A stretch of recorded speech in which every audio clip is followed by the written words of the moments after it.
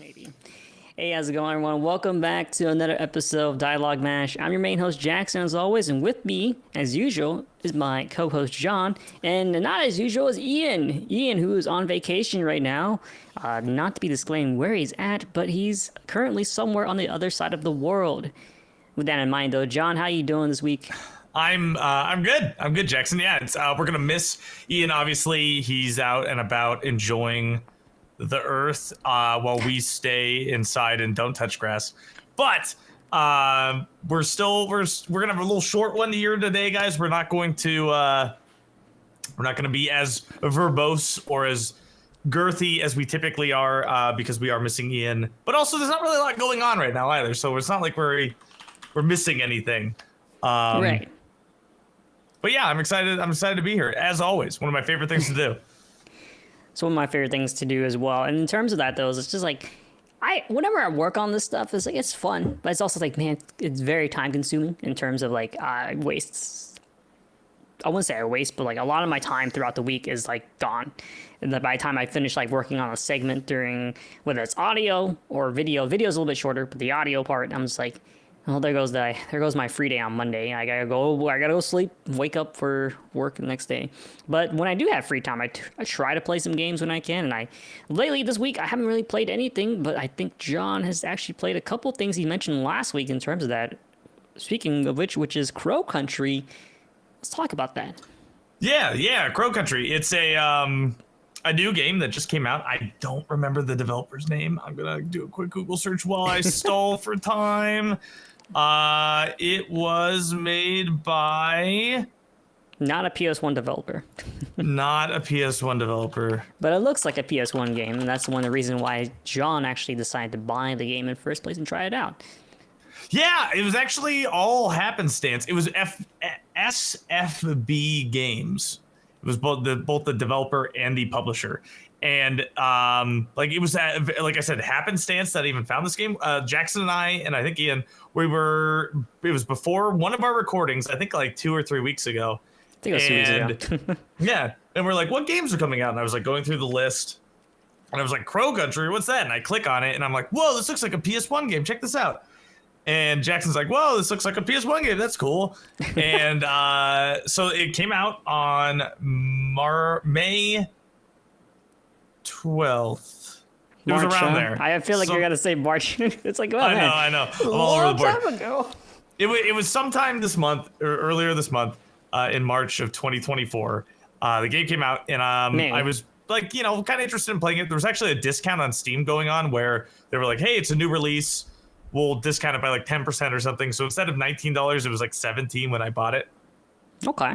And the premise of the game, I won't like spoil anything, but the premise of the game is that you're a young woman who is going to like an abandoned amusement park to find the guy who runs the amusement park. And the reason why you're doing that is pretty unclear at the beginning. And it starts off, the very first scene is like basically the main character talking to herself saying, hey, you remember, like, your name is this. So like right off the bat, you're like, okay, this person who who you're playing the character as is either like not that person and lying, or like has some sort of memory issues or something. So maybe like a bad narrator. What are they called? Like a what's that called? Where like it's like you can't trust the narrator. It's like a thing in books and stuff. I actually don't know, but I know exactly what you're talking about, though. Yeah, so it's something like that, and I'm sure if Ian was here, he would have already corrected us. Yeah, so. He asked the wrong person. This is like one of our first things back in the day. Is like, I don't read books. I know you don't read, but it's a unreliable narrator. That's what it is. So anyway, so the game's already like kind of intriguing right off the bat, and then as Jackson mentioned, if you guys haven't seen images of this game, it's built to look like a PS1 game. So it's like grainy. It's very polygonal or polygonal. That might be like the multiple marriages word, but you know polygons. What I mean. Like, yeah, it's filled with polygons. It looks like kind of like like Final Fantasy VII esque in terms of character models and both enemies and other character models. So like that, and then it's like a spooky ambiance to it. The gameplay is more like Resident Evil, where it's somewhat like it's not over the shoulder or like first person shooter, but it's like tank controls almost, where it's like top down and you have to like hold R1 to like pull out your gun, and then you use the stick to like move and aim. The only thing that's like kind of newer about it, I would say, is that like you can also control the camera, where a lot of games in the PS1 era you couldn't. So you can still control the camera, but then also it's like kind of old tank controls with aiming and stuff like that. Also, without spoilers and stuff, I just want to say like the game, it took me about 5 hours to beat. I would recommend it if you enjoy kind of older, kind of Resident Evil 1 kind of style games. There's some cool like replayability stuff that I won't really share because it is kind of like, it's something that you can find out once you play it. A lot of cool little secrets and stuff too. Like the game just has a lot of character to it, and it's something that you don't really see a lot of outside of indie development. So I again, if you got $17 or $19, that might be a little overpriced for like such a short game. There is replayability to it, so you could like play it a couple of times to get your money's worth if you wanted to. Might even be like a fun little speed run if you're kind of into that kind of speed running stuff. I thought about maybe doing something with it, but it's so new, I don't really know yet. Let's see, the story's good enough. You know what I mean? It's not like the most captivating story, or the gameplay is not the most interesting, but the puzzles kind of keep you moving around. I never really got stuck in the game. Everything kind of pushes you in the direction. You can also like go to these little like kiosks in the amusement park, and like I think you get like 10 hints. So you're like, do you want to to have your fortune told, I think is what it says, and like that'll like tell you kind of like where to go. So if you ever get stuck, it'll kind of like, there's a mechanic to like push you in the direction, so you're not just like lost the whole time. But other than that, it's not like the most special game ever or anything, or the best game or whatever, but I think like just like a random hidden gem, kind of like diamond in the rough sort of deal. Like wasn't expecting it, wasn't really looking for anything that was going to be cool or fun or like even what it was, but it ended up kind of being a well-made video game. So, and I, as someone who is so I would say like really hard on video game developers in the video game industry, I criticize it a lot. I critique, I ask for like probably too much now. Like I'm stuck in my ways. I don't want DLCs. I don't want, like microtransactions, blah, blah, blah, blah. When a game finally checks all those boxes off and does everything I ask it to do, I have to praise it, right? So, it's got my stamp of approval. I do like go through and like rate video games when I beat them. Use and like the genre kind of like weights what's important and what's not. But there's 4 different categories of gaming: story, graphics, and music. And this game ended up getting a total score of an 80 out of 100, which I think is pretty fair. And like I said, it's not the best game ever. It's not the worst game. It's a B- is a pretty good game, I think, nowadays.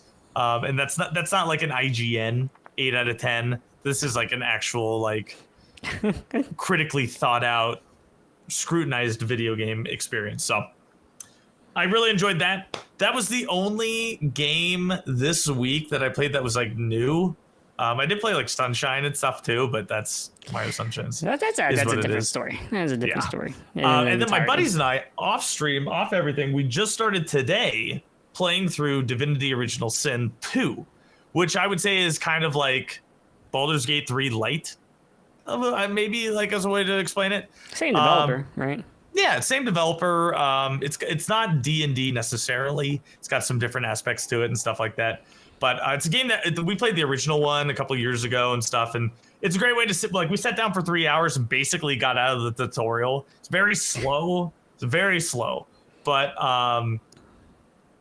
we can. There's a lot of different things can happen, and like that's what I always really like about those games. So it's a really fun experience to play with people, just because it's so different. Like anything can happen, and who knows how they're gonna react and whatever. So. But other than that's all my video game experiences for this week.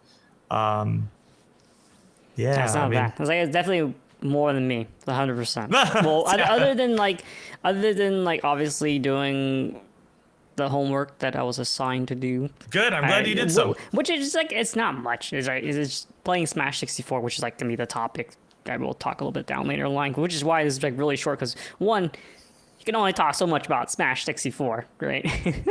In terms of like all of that. I wouldn't lie that I said I didn't play anything. I obviously try to make some free time for myself throughout the week, and I've mostly just been playing grindy MMOs.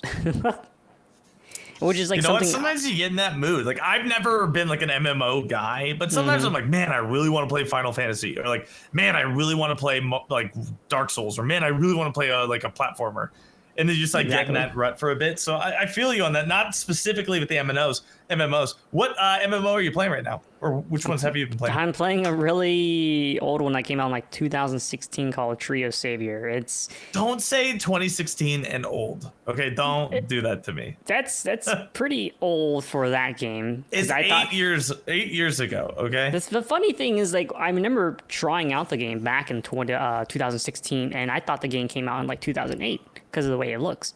Graphically, I think it looks great, but gameplay wise, I don't. It's just I see a lot where people are like, "This is a shell of the former games." Like, I don't care, man. I'm gonna play this because I get to hit things, kill things in like an astronomical amount of enemies, and I see a big number go boom, and that makes me feel good. People like big number go burr. I'm not really one of those people, but I'm in the minority. I know that. Yeah. So what's your build?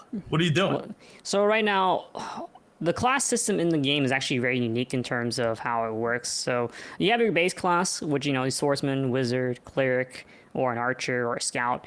Okay. And I chose the swordsman route. I do play with another character, but that's only when my friend is around. But he's currently also away, busy for like a month. So those I had to play, man, with like lives and stuff.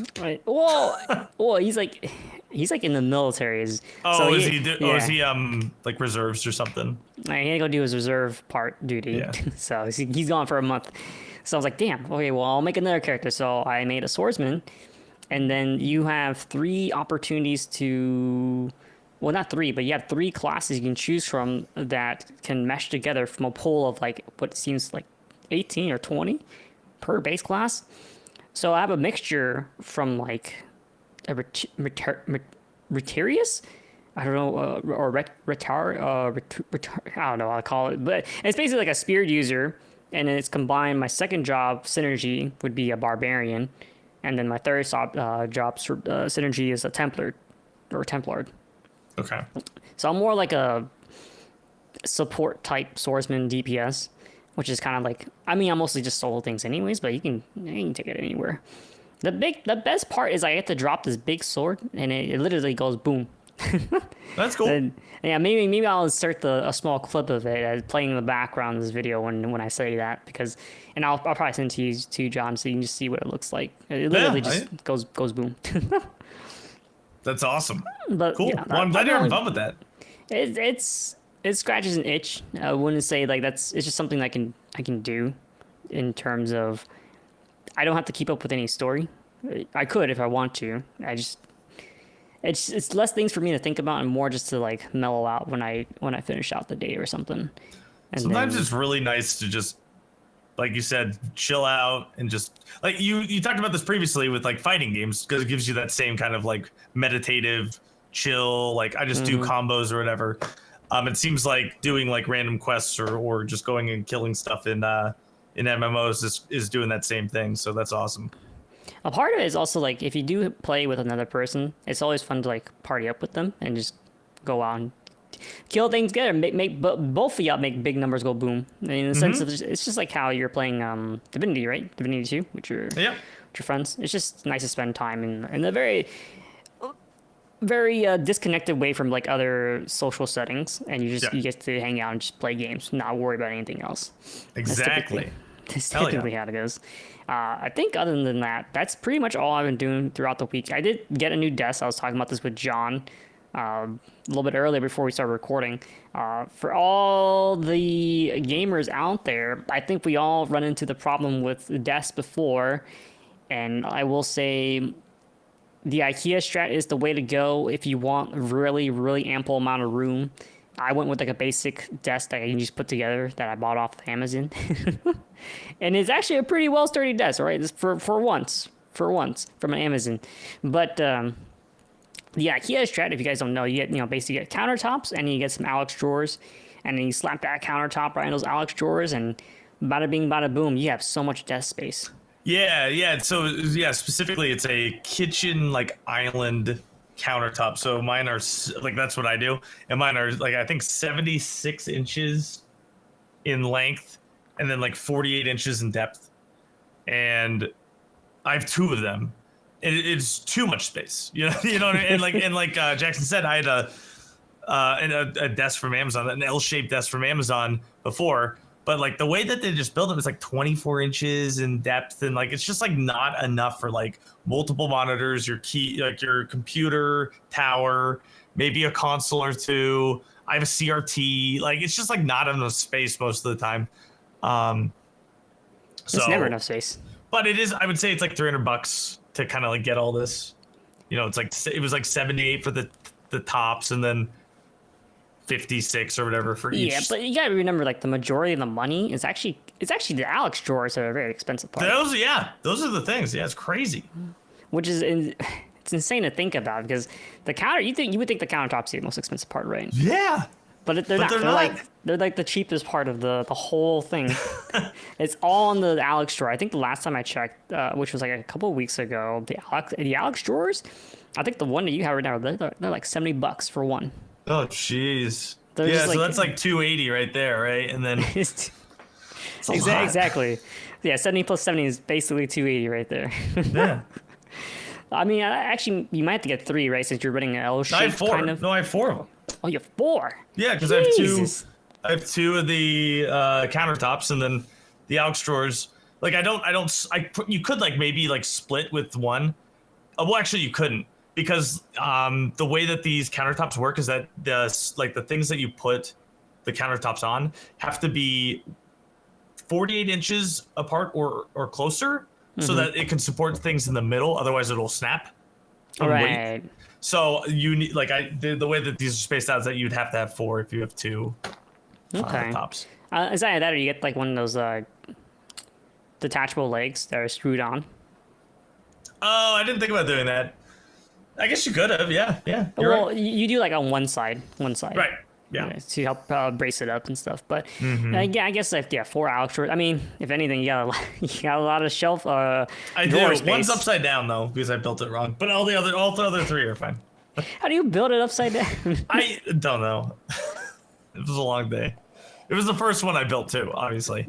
That makes sense. There were times where instructions aren't very clear sometimes, and you're like, make sure you pay attention to the holes or the alignment. I would love basements. to blame the instructions. I think it was just me. I think I was. Were just they an in idiot. Swedish? I'm sure there was a Swedish section. They don't even have languages on the instructions anymore. They're just pictures.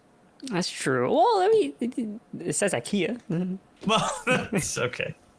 Anyway, I'm glad you got your desk. You guys, I don't know if it's gonna show like pictures or maybe a short snippet of his video of his setup or whatever, but it looks very clean, looks very nice. He's got all his cords hidden. He's got ample room. He's got 3 monitors. It looks great. So I saw a little picture of it. It looks fantastic. I don't know if you can see it, but the desk has a built-in mount for a power strip. So there's actually a power strip that's in line on the table. Oh, that's interesting. No, I didn't notice that.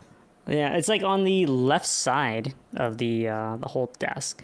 So if you actually look closely, you can probably see my phone charger and a couple cables that are USB. Oh, I think I see it there now. Now that I look for it, yeah. That's cool. Yeah, I think another thing is like the monitor covers it too, but there's a pegboard that I can actually just hook things on. I see that. I do see that. I have that same one in my laundry room, and we hang like our our delicates and no, like what are they called? Brooms and stuff. Really? There? Not the pantry? Pantry's just food. Pure food. Okay. Pure food. Well, at the very bottom, there's paper towels, but everything else is food. Okay, yeah, that's fine. Sometimes you might have I've seen places where they have like the storage of like bags of or bags of grocery bags that they've had before. Mm-hmm. That's the place that people usually like to put it, and also like dustpans and maybe one broom. Maybe not a whole lot, but one broom. But oh well. All right. That's enough about all the catch-up stuff. Tree of Savior, Crow Country, Divinity 2. There was not a lot of new releases this week, actually.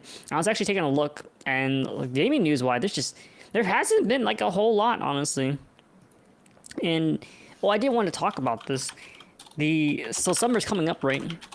And Steam summer sale is gonna start happening. Most of the time, a lot of things will always go on sale. Now, we don't know exactly what's going to be on sale, but what are you hoping would go on a decent price for you to want to pick up on your wish list? I mean, that's the thing. I don't really have a wish list. Yeah, man. But I don't know. I mean, there's always like there's not there's not really any games that I'm like looking for.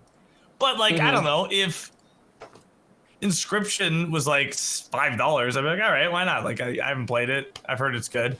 Like, it's more like that. More like, well, like, I'll give it a shot because it's so cheap now. You know what I mean? I guess so. Right. But there's not really any. There's really nothing, like. Oh, I probably like Neo 2. Like, it's a game I don't really want to play, but if it was like $15, yeah, sure, why not? You know what I mean? Like, I'll play it one day, and like getting it for cheap is like cool, So that's fair. I think I have like a couple things, but most of the stuff is either like hasn't come out yet, or it's just stuff that I not particularly. They're there on my wish list just to remember that I'll get them later, and they weren't like too pricey or anything like that. I think if there's anything on that list specifically, it's mostly just games that are like not come out yet that I'm looking forward to. There's this one game that I saw. But those won't really be on sale, right? No, hell no. Yeah. Hell no. I guess I mean, if Hades 2 got on sale, you know what I mean? Like, would that go on sale for the thing? Like, probably not, right? Potentially. Not as much, but potentially it could. Okay. But no, you remind me of something. There's a game that I saw that I wishlist that I think looks pretty good. It's like a remake of an NES classic called Shadow of the Ninja. Okay. And never heard of it.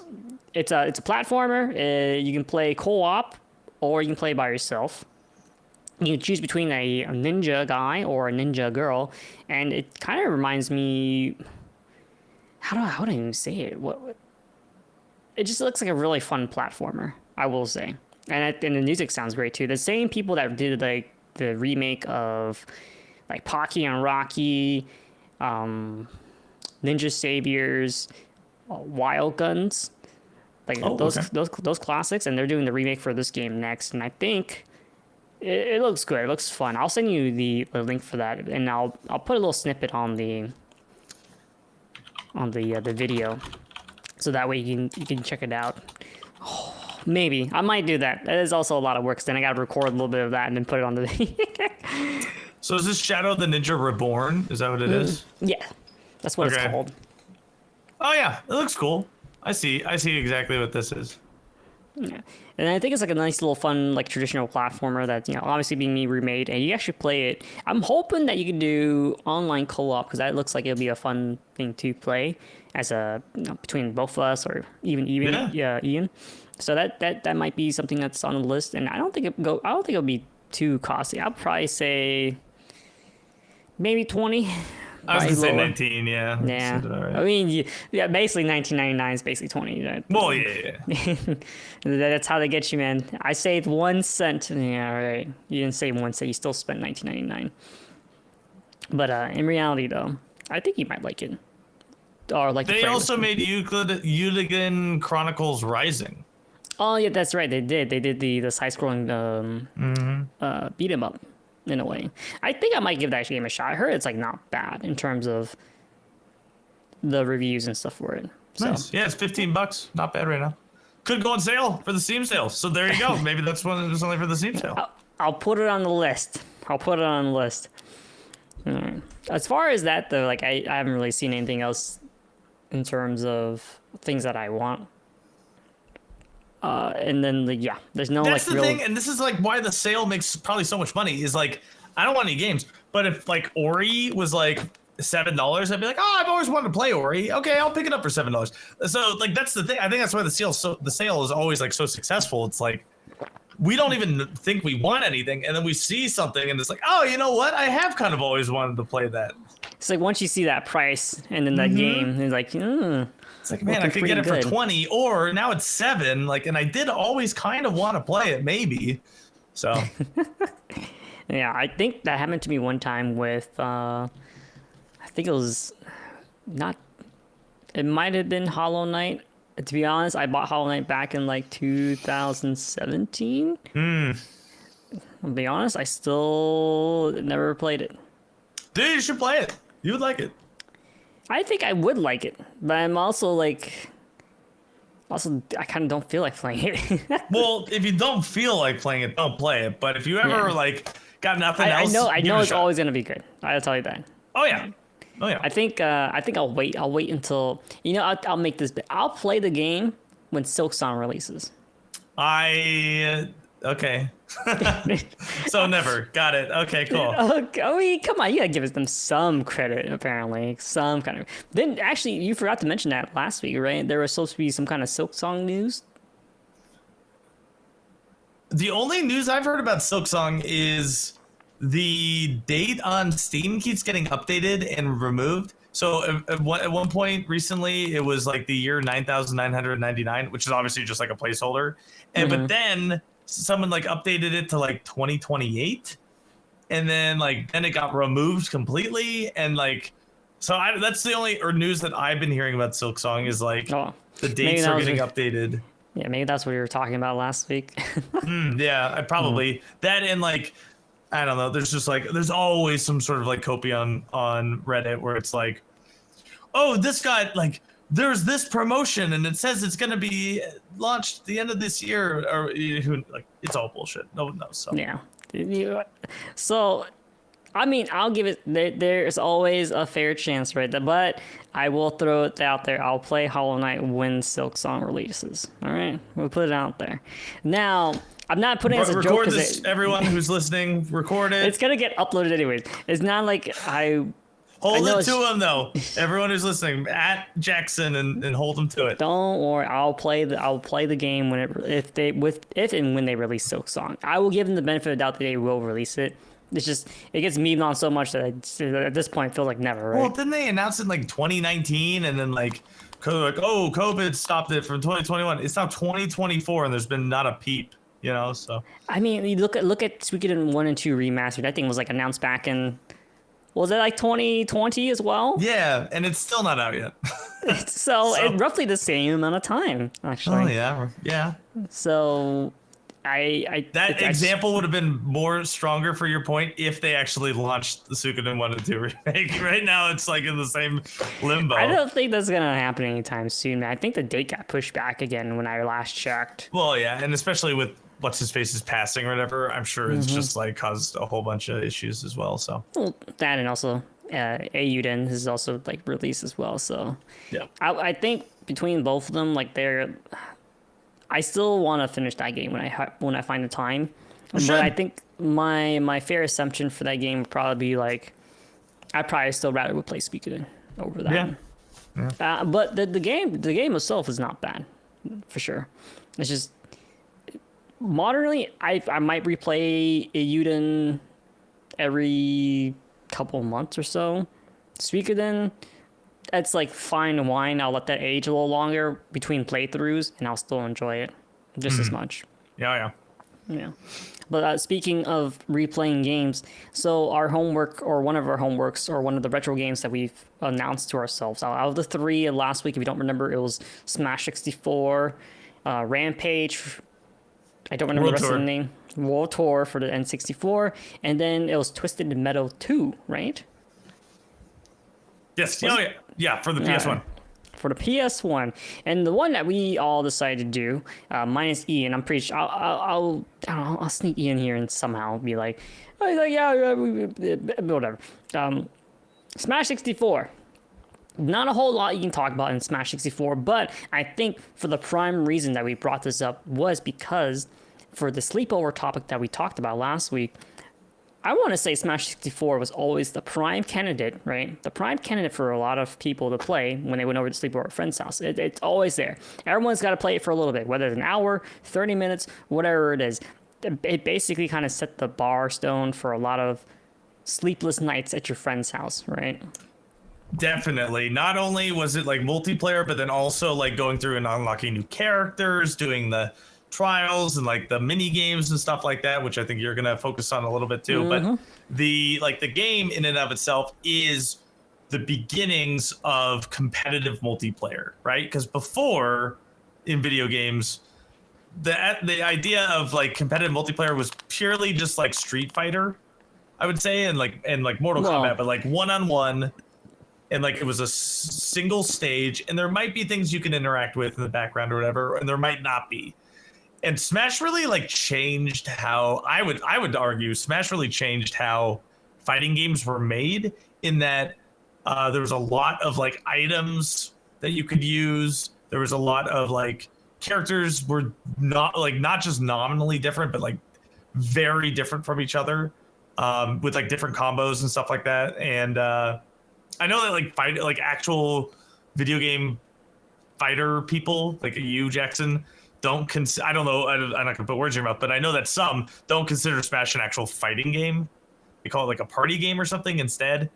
And I can see like arguments for that or whatever. But like ultimately, I think like the modern, like I would say that even like first person shooter multiplayer and stuff, you can attribute how the games are played back to Smash. I think it all leads back to Smash. Like online multiplayer leads back to Smash through the N64 sitting on a couch together. That's my argument. Okay. Yeah, that's a lot more than what I wanted to say about that. I would say like the prime. I think the prime reason is just the fact that what made Smash 64 as a popular fighting, or not popular fighting game, but a popular game to play at a sleepover, right? It is. I do consider it a fighting game, just more of like an arena fighter over, like a personal one-to-one fighter. People can still do one-to-one. I just think it's very, what do you call it? It can get lopsided really quickly from how it works, right? It's just like once one person kind of gets going, it's kind of really hard to kind of get the ball rolling on the other side again. You could do it theoretically. It's an uphill battle from there, typically. But what made Smash 64, I think, the prime candidate for like being the most popular played game, mostly at sleepovers. That's just from my point of view, right? There's no research done on this, but from a popular standpoint for a sleepover game, it's the fact that the characters that were included were all characters from games that you've played before. You got Donkey Kong, you got Mario, you got Yoshi, you got Pikachu, you got Samus. A collage of characters that you've never ever would think to see together in a game. And the main thing you're doing is beating each other up. Something your parents probably don't want you to do back in the day, right? Yeah. No, I agree. I think the roster is a huge selling point for just like interest, right? Like I can be Link and I can like fight Yoshi. Like that's so cool. But and I think from like a creation standpoint, the idea was like, this is like people playing with their action figures, right? Like I have a Link action figure, I have a Yoshi action figure, and they fight. It's like that, but through a video game. So that was like, I think I agree with you that like that idea of like I can be my favorite Nintendo character in a video game, and like outside of just like the normal bounds of like me being Link in a Hyrule Castle. Now I'm Link on Hyrule Castle beating Mario's ass, you know, like that's cool, you know, like that's super cool. And not only Mario, but my best friend's ass too, you know, like I get to kick my friends' butts and like whatever. Now I get like the first soda or whatever you played for as a kid. Yeah, I remember Ian would say he played for a next round in the circle. We'll call it that. Yeah. Or the first round in the circle. I don't know. No, that was me. Oh, that was you? But that was way later. But yeah, that was me for that. I thought that's what Ian did. I was like, damn. No. All right. Well, yeah. Well, I guess were you always last or first? Oh, I mean, I'm a gamer, dude. Like, I was typically in the top 2. Typically in the top 2. Okay. My main was Peach, by the way. Peach, okay. Yeah, because she had the golf club and the frying pan and stuff with the C stick, or you hold A and Yeah, the first smash attacks. Yeah, that's melee or something. But anyway, yeah, she was my main. I remember you asked me the question like, who do I typically play in? Because I thought Smash? It was Kirby. You thought it was Kirby? I mean, But I feel like you're maybe a Ness guy too. Hell, I hate Ness. I don't like his third jump ability. It's really the B up where you have to like hit the lightning into his butt. Yeah, that sucks. It sucks to control. And first off, going back to like Smash 64, it is very clunky, right? It's an old game, it's clunky. Everything feels really fast. Everything feels super heavy. But that's because you come back from like the later games, like way later on, Smash Ultimate, Smash 4, Smash Brawl. They're a little bit more floaty, right? So you go back to like something like Smash 64, it's like I feel like I got training weights on like Goku. So everything just it feels heavy, but it feels pleasurable to play in very certain ways. And to follow back up to the other question, I am more of a Luigi or Fox or Link player. I can see Fox. Fox is like OP. Fox and Pikachu are like the guy who picked them. You're always like, oh, it's you. You know what I mean? The guy, especially the guy who picks Pikachu. You're just like, oh, you're just gonna be down all day. You're gonna double dash. You're just like, you're gonna spam the little electricity thing. Like, I know what you're gonna do already before you die. Yeah. Oh, and for the most part, those are like my favorite characters to play. Sometimes if I could, and I meme a little bit, I'll play Captain Falcon because I loved Falcon in Melee, or not Melee. Sorry, the first one, 64. Yeah, and Melee is really good if you can play him correctly, but he just moves so damn fast. But other characters, I don't know if I don't remember who was in the original as well. I want to say Mr. Game & Watch came in Melee. No. He was in Unlockable. He was a secret one in N64. I know Luigi was a secret one. Luigi, I think Jigglypuff. I don't remember who else was a secret, but for meme's sake, I will play Game & Watch because it's funny to hit people. Maybe with I the lied. hammer. Captain Falcon, Jigglypuff, Luigi, and Ness. Okay. Yeah, makes sense. I remember that. That makes a lot more sense. But as far as that though, yeah, I went through and played it again for the first time in quite a bit of time throughout the week, right? It was at least something I could do, like maybe like 20 minutes aside, something like that. Very short. I did play through the story. Classic. I got my ass beat by Master Hand as usual. I played as Mario, of course. First time I always play as Mario. And yeah, Master Hand, very iconic, hamburger helper. He's always there to beat me up, beef stroganoff. And what's the one move that you always remember Master Hand doing? The one where he goes like, where he flies at you in like a Mode 7 sort of way. Yeah. That one I do remember that one. The one that the pokey one where you like. The pokey one's not bad too. The one that I hate the most and I always remember is the drill. The drill hand. Oh, and then it like spins around in the middle or whatever. It's that's the worst one to deal with. I could deal with the flicks. I could deal with the rock sign coming through. Yeah. But the drill, that was always the most annoying because he always catches me when I'm at like 66% or something like that, or 70%, and then I'm sent flying. Gone. Is this the one that has two hands, or is that like a later one? That should be the later one for sure. Okay. I remember that where there's like two different hands and they like had different moves. Yeah. Oh, yeah, there's another iconic one. I don't remember if he did it in this one, but he does the finger lasers. Oh, yep. Bzzz, yep, I know exactly. That's a classic one.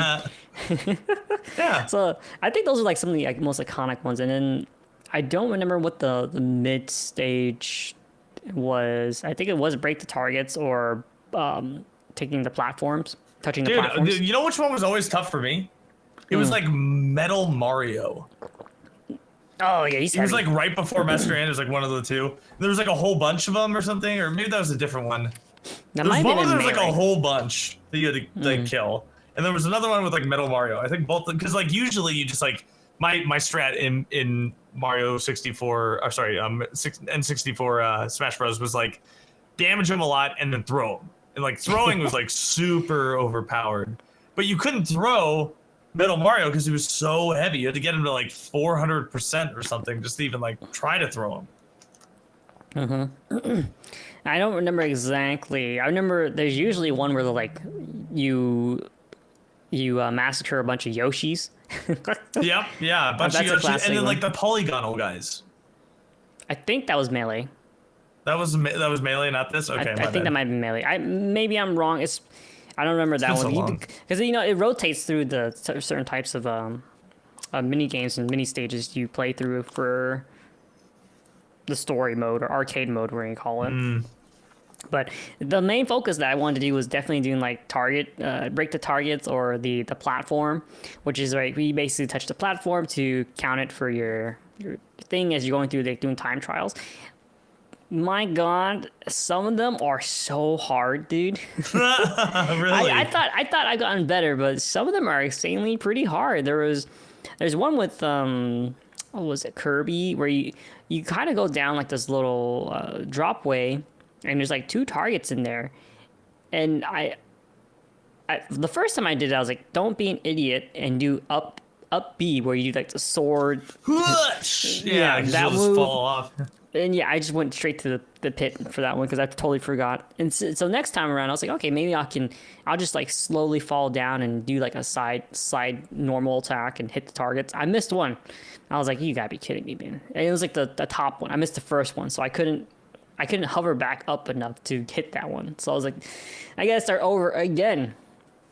But that was a hard one, but also a fun one. I think one of the fun ones was Captain Falcon, right? He has two that's like behind a wall, and it's like a huge wall that you can't actually. You can kind of go around it if you try hard enough, but essentially what you do is like you use janky hitboxes that go through walls, and that's how you hit the two targets that are Awesome. there. But I think out of all of them, it's not the targets that was hard. It was the platforms.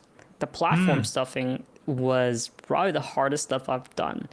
Like just the fact that you gotta make sure you get these platforms, and there's hazardous things in the way, like molten lava or lava panels, whatever you call it, and those little metal ricochet pings that some pinballs have. Those things you don't even have to you can barely even touch them. They'll shoot you across the screen. I lost countless times because of that. And specifically, I think the hard one was actually Donkey Kong for me because dude's heavy. Yeah, I mean with that guy too. Yeah, because if you grab someone with Donkey Kong, they gotta struggle to get out. Yeah, you can walk off the edge and throw them down. No, I just take them with me. Oh, you just suicide them together? That's fair. Yeah. I think you can throw them and then still have enough B up to get it back up sometimes. That's true, but I think you could definitely do that. For me though, I call that the power move. It's like I got an extra life to spare, man. I'm taking you with me, whether you like it or not.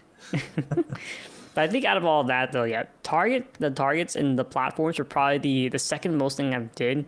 When I went over to my friend's house, we have sleepovers, we play the games, they're all asleep. I didn't feel like playing the story mode, so the next best thing I would do would play the target practice and touch the platforms, which were probably the most iconic things for me. Every time I played the new Smash Bros that came out throughout the years, I'll always go for the mini games, right? Whether it be break the target. In your case, you like the baseball bat, right? The home run, well, yeah, that was always cool. Because you do there's that secret, and I don't even know how you do it consistently, but there's that animation where it's the super hit, with the home run bat where it sparkles and it takes a longer wind up. So I always enjoyed I would be Fox or somebody, and I would just spam the shoot button because there's I think there's a timer too. You have 30 seconds to hit the bag or whatever it is. So you just spam shoot, and it increases its percentage or whatever to I don't know 100 or whatever, and then just take that bat and smash it. So I always like doing that. I can't remember what else was like primarily the thing that I did in Smash 64.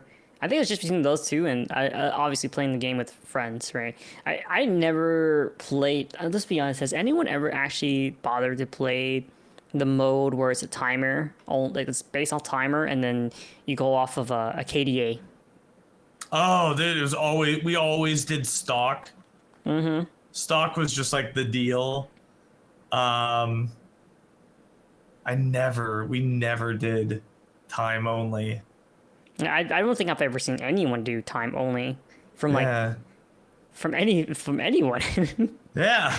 It's like it's I think it's always been like stocks is the way to go. Like stock lives are the way to go. I don't know if you ever you might get a kick out of this for watching it later, and maybe for the audience as well. Sometimes back in the day, there used to be at the Smash tournaments, they would usually have like a show off like your custom Smash 64 combos, and some of them are actually really cool to see. So just like show off combos, not something that you would do in like a match or anything like that. So you see some like really interesting stuff, and I think there were like some top-notch things to look at. Maybe I'll send you a link later so you can like check them out, because I think they're pretty fun to look at. I think watching that, and I'll probably send you the task for the target break and the platform. They're all in one for that one. I'll definitely check that out. I've actually been seeing on Reddit recently like world records for, I forgot which Smash in general. It might literally be Smash 64 for break the targets. Like like super recent. Like some guy just got one for Fox. It was like 9 seconds or something. That's pretty so fast. like people are still actively doing that, which is pretty crazy. I mean, it has a built-in timer, so. Right? Yeah. So here's my question. Here's the question. What's up? When you play multiplayer Smash, what is your item settings? Like, are we talking like multiplayer party or multiplayer 1v1? At a sleepover. Sleepover, everything. Everything. We always turn them off. Everything. We turn off all items, or we turn off the hammer. Never like the hammer. We usually do everything with if we're like, okay, let's be a little bit serious for a little bit. We'll turn off everything. And go to like Final Destination or something, like a flat arena. Oh no, we'll still let the stages be random. Just turn off all the items. But I like playing with the items. That's the fun part. You know, I pick up the flower, blow fire on them, or pick up my phase saber. You know, I always went for the saber, man. So it's like one of the favorite things. What's another one that's actually really fun? The screw attack is actually really good. Oh yeah, yep. Screw attack. Screw attack. The home run bat. The fan. Oh, home run bat fan. What else? I mean, obviously you just mentioned the hammer. Yeah, I always hated it. It was so stupid. It was just like insta kill. It's like, all right, cool. It was worth it though. It was worth it, dude. It's like you're trying to win. You're trying to get your next line in the circle, man. Yeah, things gotta go, man. You gotta do what you gotta do. You know what? If you gotta hammer someone, they're gonna get hammered, one way or another. Let's see. I'm trying to think of other. There's like stuff you could throw. Oh, the mines, the proximity mines. Those were huge. Those were really annoying to get. Oh, fighting Pokeball. The Pokeball. How could we forget the Pokeball? Because that was my favorite item. That's true. Everyone likes the Pokeball. Yeah. Because you get to see who comes out that you probably never seen before. And you're like, no, come on, man. Another good one is not necessarily like a usable item, but the tomato appears on screen. Someone's fighting for that tomato. Or the heart. The Link heart, yeah. Or any of the food that Kirby has. I forgot what the food. I mean, maybe that was the tomato. It was always the tomato, and then you have like I think in the later games there was like a pizza. Oh yeah, something. Not sure. I know there were also Oh, the blaster. Oh yeah, everyone gets the blaster. Then Fox would just reflect, and you're like, oh, the Mario shells. And you got the star rod that shoots stars. Oh, yep, Kirby's star rod. Yep. I don't think they were much else except for the bumpers, right? Obviously, the bumpers were really annoying to deal with. What bumpers? The pinball bumpers. Oh, yeah. Yeah, I think that was pretty much it. There weren't so many items in Smash 64, but they were iconic enough that you would They pretty you much end all up using, stayed. You know, like. and then Trying to just think. keep adding more later on. Was the chili pepper in that one yet, or was that later? Where like you ate I it, think and that's like you would later. constantly breathe fire. That's later. Yeah, I'm pretty sure that one's a little later because all we had then was I got a list here. Okay. You got Fire Flower, Pokeball, obviously. To basically get the fan, the barrels, Yeah. the capsules that drop a random item.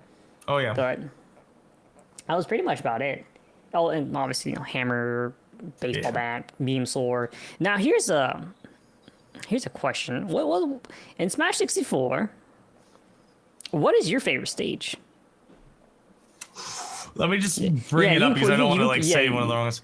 Yeah, but you can bring up a list real quick. I'm also gonna bring up because it's been a while, but I have a list for myself here that I can see. Okay, here we go. And So versus mode stages. I have Peach's Castle, Mushroom Kingdom. Oh, I remember that one. Yoshi's Island, Congo Jungle, Hyrule Castle, Planet Zebes, Dreamland, Sector Z, and Saffron City. So I will say Sector Z was probably my favorite. Yep, that's probably up there for me. Hyrule Castle, close to. Saffron City. You like Saffron Up there. City? I did like Saffron City. That place sucks, man. Maybe not as bad as Planet Zebes. Well, that's the thing. I remember hating Planet Zebes with the rising Lava, whatever you call it. acid. Yeah, that one was terrible. Congo Jungle always just felt really, and Yoshi's Story Island always felt very, and Dreamland too, just felt too small. You know what I mean? Like especially with 4 people, felt way too cramped. But I think that's the joy. That's the hectic joy of this, of it. So you're all Mushroom cramped Kingdom together. was kind of like meh, and I do not remember Peach's Castle at all. I think we rarely ever played Peach's Castle back in the day. Yeah, It was I don't remember. either like Sector Z, Dreamland, and then Hyrule Castle. Those are pretty much like the top picks every time, even randomly too somehow, which is crazy to think about. And I think for the most part, like, yeah, I think like Smash 64. If I could, I probably if I was still going to sleepovers or having people come over and just stay the night or whatever, I would probably want to play Smash 64, 100%. I think that's probably my preferred party games to do so. I don't think. I mean, Melee's cool and all, but my heart's always gonna go with Smash 64. Something about the polygonal style, the control of the game with the controller. As much as we talked about the controller before, how it's literally butts, it's just something's very nostalgic about it, and just feels right to hold a controller like that compared to. Let me just hold a Nintendo GameCube controller and play Melee 2 like it's maximum capacity. It's like, bro, no. I want to play just old school, all items, hectic lives, and just go ham and see where that goes. Competitively, I think the game is not great. Like an actual competitive. Yeah, especially like later on. Because think about it, you gotta unlock. Think about like a tournament setting, right? And I'll make this part like the last topic to talk about. Think about it from a tournament setting. You got all these consoles, all these games. You have to unlock each setup, all the characters. Wait, can't you just have like a save file? I don't think that works like that. I mean, it was easier to do it on GameCube because you have memory card, but on like digital stuff, I think that looks a little bit differently. Okay. That would suck. I mean, like, that does suck. Yeah, if you can't just, like, easily... If there's not, like, a debug mode or something that you can just unlock that, like, unlocks everything, and you have to, like, actually unlock everything every time just to have tournaments, that sucks. Yeah, it's like that. It was like that back in the day for, like, games like Tekken. Tekken had unlockable characters, but you had to unlock as well. I guess you could theoretically probably copy memory from like memory card, but that's also a lot of work. Right. There's also number Soul Calibur, how a whole bunch of stuff. I think they use default weapons and default stuff, but there's a lot of that whole roster was like you gotta unlock so much shit. So just I mean I get it. It's nicer for modern games nowadays not to unlock anything, but I do kind of miss that feature sometimes. If they include like a debug mode or whatever to unlock things for like tournament organizers, makes the life a little bit easier. But hey, you think about it, you also got to think how much money that comes out of like tournament organizers' pockets, right? Because think about DLC characters and season passes. That's a lot of money on a lot of setups. Yeah, I don't know how they get around that, to be honest. They might just write it off on like their stuff or something. I mean, I know it doesn't work for Smash or anything because Nintendo's so like anti tournament or anti like competitive Smash, but like I have to assume that like Mortal Kombat or Street Fighter or whatever, like if you're a big tournament, you're probably like in contact with like Konami or whatever, and they probably just like. I know for a fact that Street Fighter typically is fine because they have partnered for when they do like big tournaments like Evo or whatever. Right. They're partnered with Sony typically. So I'm sure it's all just like comped. You know what I mean? Like they don't it's care, easy. So. It's already easy to manage, and if they did have to pay something, like it's easily written off. Right. Through all that, but for the most part, though, I think that's gonna pretty much do it for like Smash 64. Do you have? I mean, like, do you have any memorable memories of Smash 64 that? I mean, just general memories, not like a particular. It was so long ago, you know. Right, but like, I do remember just really like enjoying the time of playing the game with my friends, you know. And I think that's something that, like, I think games are there are single player games that have like really special moments, like Suikoden 2 and stuff, right, where like you play by yourself and you have this whole narrative story. But I think on the other hand, like on the other side of the coin, the shared experience with friends, sitting down and just like having those memories together, even if they're just like vague memories now of just like enjoying the game, or you can never, I can never lose that, right? Unless I lose my memory, you know. So I to me, like I think that's it. It's just like I got to do that, you know. That's pretty cool. Right. So.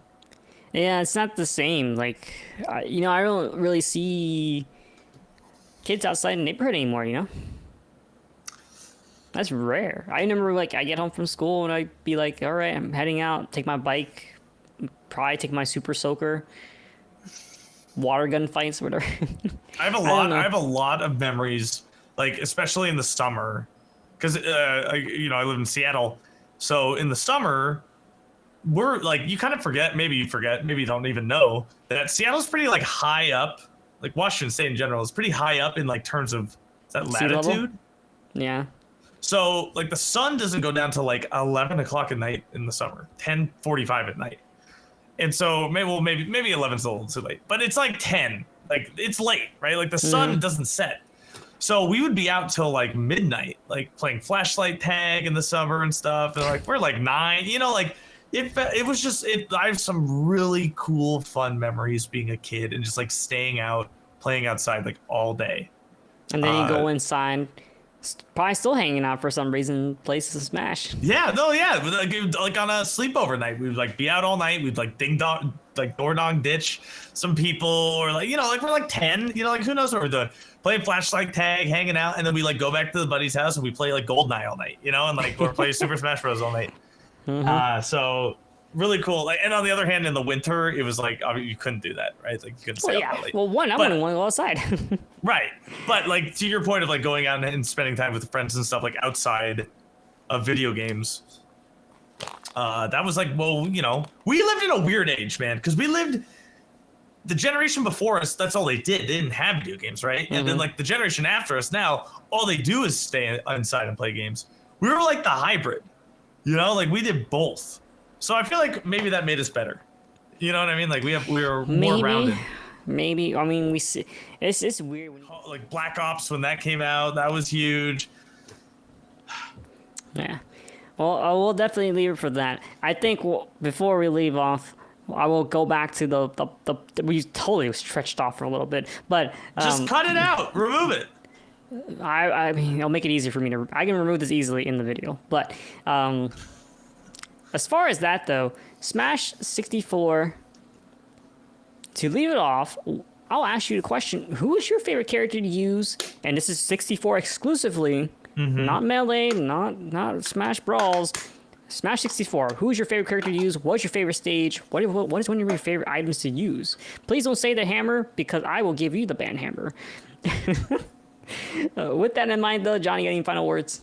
No, thank you for playing Smash 64. I know it's like you said, it was clunky and whatever, but I think that it's got a lot of nostalgia, I think, for our generation and stuff. So, and it's good to just kind of go back and have fun with. So, thank you for playing it. I'm excited to do. I'm assuming we're moving on to Rampage for next week. All right, I'll play a little bit of that. We'll see. I'm juggling my time a little bit, and we'll see. Okay. Well, let me know. In the coming weeks, though, Rampage and Twisted Metal 2. Twisted Metal 2 will be played. So we'll get to expand on those a little bit, as well as maybe it sounds like talk about the how games in our lifetime have affected us in terms of our social habits, as well as how we have adapted to video games since they've changed over time. I wonder if should we wait for Ian for that one? I feel like we have some great things to say with. We can definitely wait. Yeah, there's no rush. But that does sound like a fun topic to talk about. I mean, as we already kind of dipped into today, so we'll do that. I might cut it out, so that's a secret for what we talked about. I mean, we didn't talk about it at all. The topic is fine, but everything else that you might see a word blip that happens. Blip it out, dude. Yeah, let's keep it short. With that in mind, this has been DialogueMash. I've been your main host, Jackson, and this is my co-host, John. Ian's on vacation, and we are signing out.